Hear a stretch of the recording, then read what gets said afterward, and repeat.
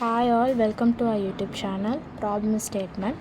There are many ways to create a maze game. We can create a maze generator only, or we can create a fully functional maze game where we can control a spirit, for example, to navigate through the maze. To create the maze itself, we can use a graph for maze navigation.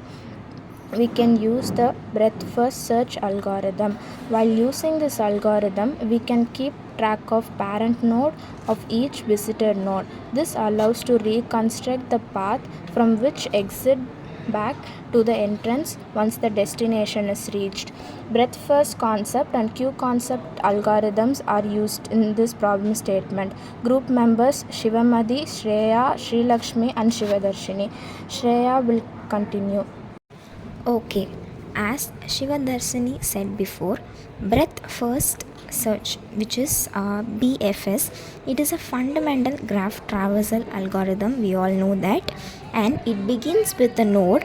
Then, first it traverses all its adjacent. After visiting all their adjacent, then their adjacent is traversed. Most popular graph algorithms like Dijkstra for finding their shortest path, also Kahn's algorithm and Prim's algorithm, they use this BFS, and they are based on this BFS algorithm. Now let's see the uses of breadth first search. It is used for detecting cycle in a directed and undirected graph, also for finding shortest path in a unweighted graph. Now the next algorithm is queue. We all know that it is a linear data structure and it follows FIFO, which is first in first out method. The first element inserted is the first element to be popped out. So it is like a queue. We are standing for buying tickets. The first person in the line gets the ticket first. So that is the example for queue. And there are different types of queue, as if simple, double-ended, circular, priority, or few types of queue. Going to explain about maze navigation. Maze navigations are using both first search. We are using graph data structure also.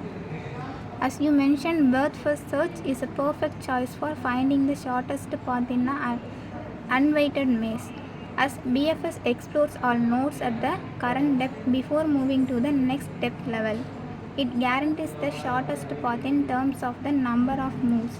By tracking the parent of each visited node, we can easily reconstruct the path from the exit back to the entrance once BFS finds a destination.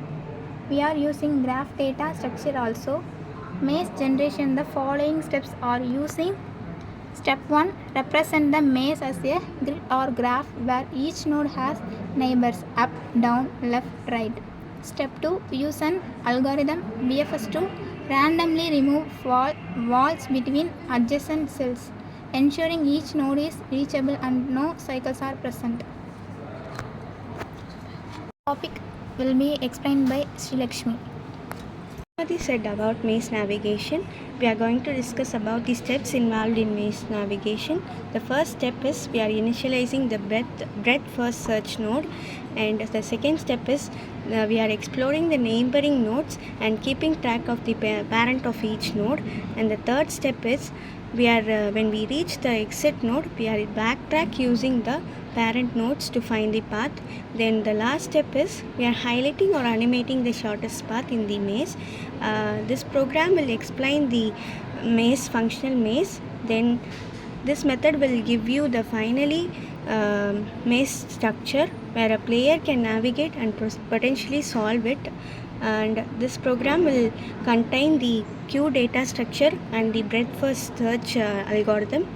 Then at last we are achieving our output, the maze layout and the shortest path that find out from the breadth first search algorithm.